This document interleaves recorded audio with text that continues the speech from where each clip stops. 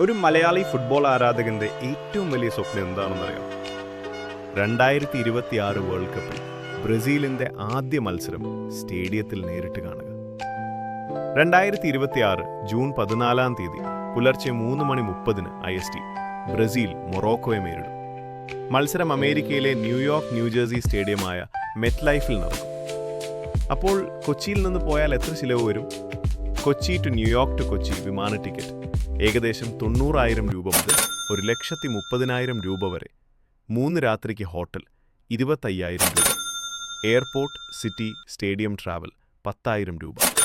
Match ticket category അനുസരിച്ച് 25,000 രൂപ മുതൽ 80,000 രൂപ പ്ലസ് വരെ. ഫുഡ് ആൻഡ് മിസലേനിയസ് 10,000 രൂപ. ആകെ ചെലവ് ഏകദേശം 1.6 ലക്ഷം രൂപ മുതൽ 2.5 ലക്ഷം രൂപ വരെ. വില കൂടിയാണോ?